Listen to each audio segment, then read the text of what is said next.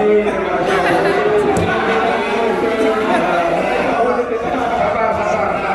Ya, silakan. Oke. Silakan. Izin teman-teman, makasih banyak sebelumnya pada teman memberikan kesempatan. Perkenalkan saya Darul Rezano dari BPDB Jambi. Saya punya definisi sendiri Pak terhadap poin-poin hal yang depan ini. Menurut saya moral dan etika ini suatu hal yang harus saling melengkapi. Tapi ini lebih dipisahkan dengan artian moral ini merupakan pribadi kita terhadap diri kita sendiri. Di mana di situ ada poin-poinnya ketakwaan, kemanusiaan, persatuan, kerakyatan, dan keadilan sosial. Contohnya seperti ini. Kita pribadi manusia, seorang pengusaha, dalam berusaha kita harus memiliki ketakwaan dulu terhadap agama kita masing-masing. Kalau saya di Muslim, kepada Allah SWT menjalankan segala sesuatu berdasarkan apa yang boleh kita jalankan atau apa yang dilarang. Terus memiliki sisi kemanusiaan, kita harus memiliki sisi humanis Pak. Manusia terhadap mungkin bawahan kita, care terhadap bawahan kita yang ya apa istilahnya itu membantu membesarkan bisnis kita.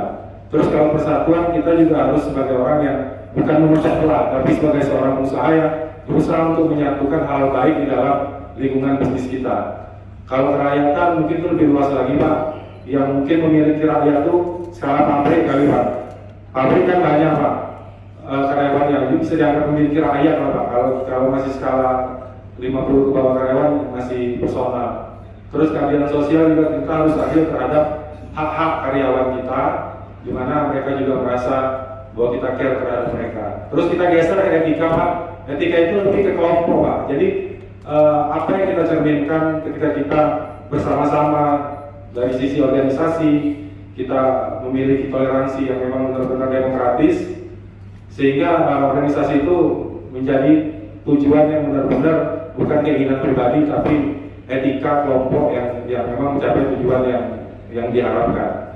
Terus kalau masalah kekuasaan, kita juga harus memiliki etika ketika kita memiliki kekuasaan. Dalam artian kita tidak boleh semena-mena, kita tidak boleh mengedepankan ego kita harus memikirkan orang banyak, ya, khususnya karyawan kita.